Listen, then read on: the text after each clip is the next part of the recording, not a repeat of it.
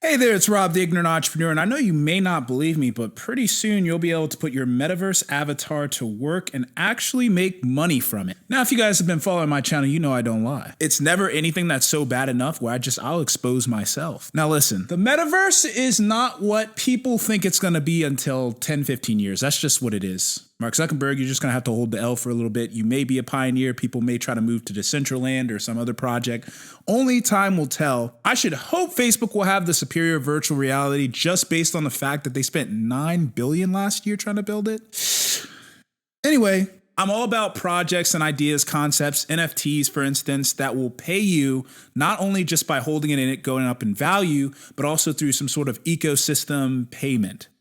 Now, I had this earlier video where I talked about Axie Infinity and how people in the Philippines were actually using it to get paid. And if they held on to that cryptocurrency, they made a killing. There's a new project created by a Singapore-based OWNFT World, which plans to release 6,888 avatar non-fungible tokens built on the Ethereum blockchain later this month. Each user can pitch its avatar NFT, which will cost 0.18 ETH each, for starring in virtual fashion shows, music videos, and animated series. The project, called Guardians of Fashion, or GOF, has teamed up with Warner Music Group alongside streaming networks and fashion brands to produce the videos and shows. So this is the real deal. It's got some real backing. Now check this. When an avatar is cast in a show or video, its owner receives a portion of the revenue via GOF community tokens, which can be swapped for other digital assets like stablecoins, a class of cryptocurrencies that are linked to a reserve asset like the US dollar through a decentralized exchange. GOF's vision is to create an NFT project that serves as a passive income generating asset for its owners, rather than a piece of digital art that has no life cycle following purchase other than to sit and hopefully acquire value. And this was actually quoted from the GOF project director, Leong. Digital avatars building careers and making money has long been possible, as we saw in the case of Second Life landlord Anshi Chong. This goes back to 2007 when we had a multiplayer role-playing video game that is considered the first iteration of the metaverse. The game had users create avatars and live out a second life in its virtual world, with a little over 1.1 million monthly annual users at its peak in 2007 before falling out of fashion. But the thing is, it operated much like how we do in the real world, where the avatars could watch movies, start families, purchase property, buy and sell goods, get a job, and earn money. The game also includes a functioning economy with its own currency that can be bought with and sold for fiat currency. All this to say,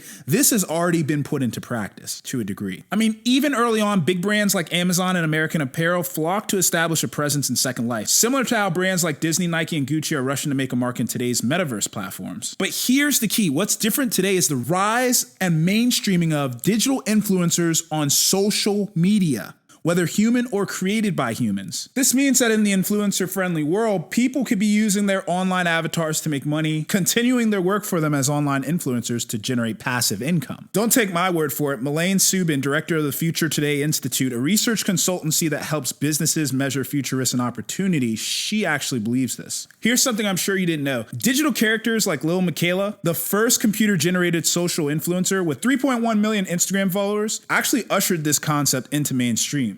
This avatar generated an estimated 10 to 12 million for its creators via paid promotions with brands in 2020. Catherine Allen, CEO of immersive technology research consultant Limina Immersive, agrees that NFT avatars will initially be used in entertainment in the metaverse, like mascots for esports matches or musicians hosting their own shows. Companies like Encore have set up platforms whereby musicians can perform in the metaverse via augmented reality and earn income from the AR-backed virtual gigs. So I don't want to throw too much at you. Still, we're looking at this like this won't really replace in-person interactions. And who's to say that this may not be just a little fad like Second Life and grow out of fashion? I mean, I still think the metaverse, to be what we think it's going to be, is going to be 10, 15 years out. So, I mean, who are going to be because what I'm thinking is who are going to be the people that are buying these AR headsets, right? Like it's going to be your middle, upper class people, I'm thinking. Probably going to be in their late 20s and 30s. I think the younger generation would be up for this, but it is definitely going to be somewhat of a dangerous space. I was just reading an article the other day how Facebook had to create a barrier